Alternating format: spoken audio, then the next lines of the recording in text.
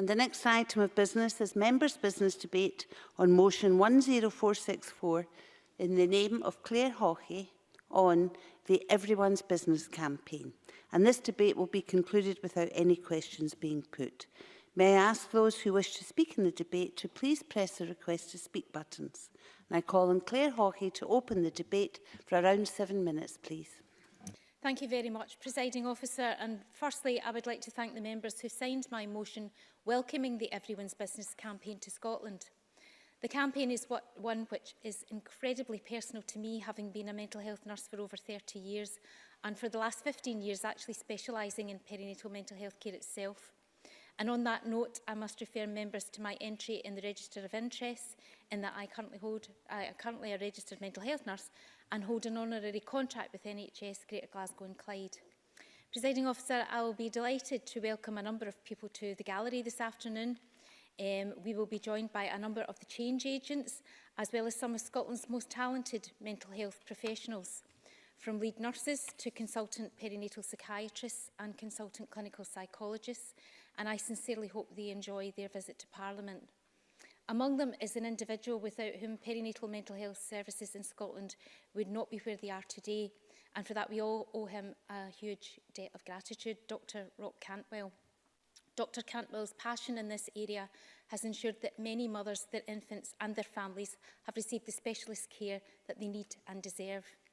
And finally, I would like to pay tribute to the Everyone Business campaign coordinator for Scotland, Joanne Smith, for her work and drive in ensuring this campaign is raised in Parliament. Presiding Officer, our debate this afternoon could not be more timely. We're in the middle of this year's Mental Health Awareness Week, and at a time when mental health is at the forefront of the public's thoughts. And although most will be aware of the shocking statistic that suicide is the biggest killer of men aged under 45, it is probably a lesser known fact that it is also the leading cause of direct maternal deaths within a year of childbirth. Perinatal mental health problems are sadly all too common, with estimates ranging from between 10 and 20% of women developing an illness in the first postnatal year, and 1 in 7 of those hiding or underplaying its severity.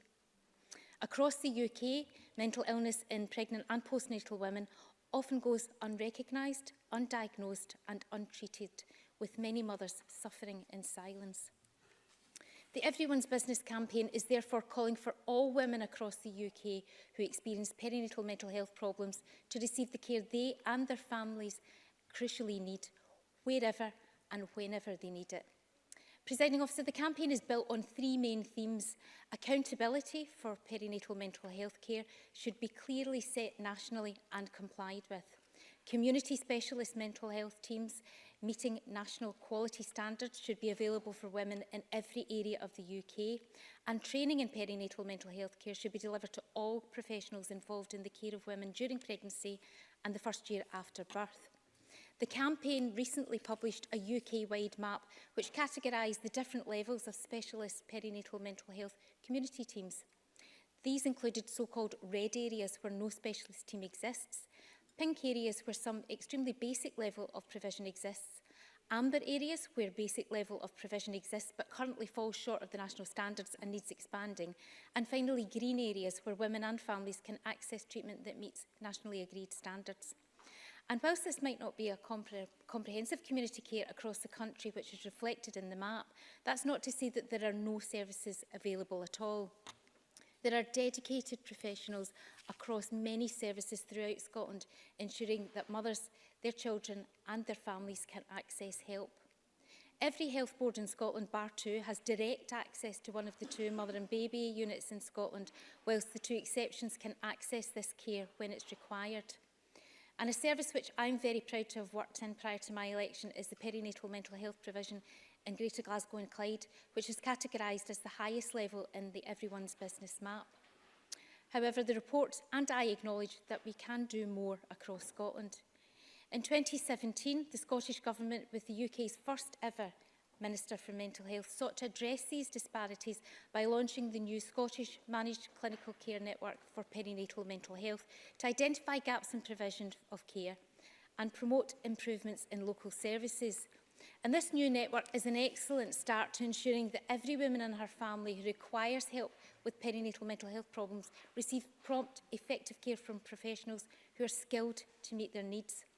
Presiding Officer, although not fully there yet, as an RMN of over 30 years, I cannot overstate how far our mental health services have come in that time. When I started nursing, mental health hospitals were on the periphery of our society, quite literally on the outskirts of towns and cities, and there were few community services available. Now community mental health services are the norm.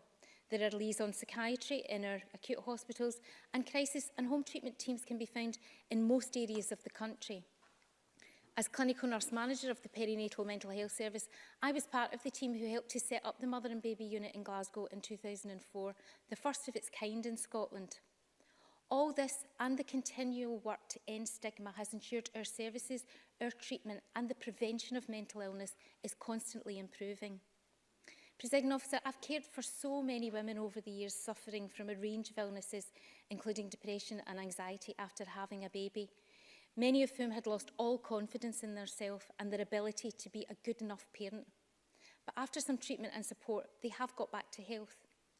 I often reflect on the words of one particular mum who gave me a card after her care and treatment came to a close, and it read, "I've spent weeks looking for a gift that shows my appreciation for all you've done for me. Nothing I could find seemed good enough, so I'm trying to find the words in this card to repay you. You've given me back my life.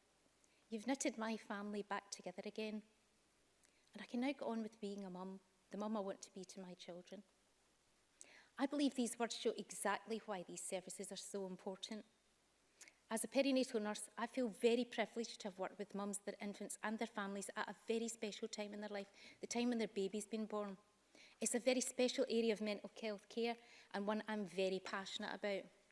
And I'm sure other health and social care professionals who work in the field feel likewise. It shows why perinatal mental health care is so important.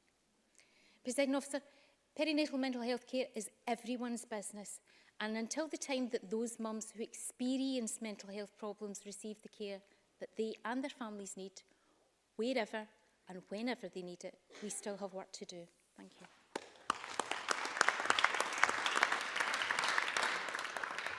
Thank you, Ms Hawking. We move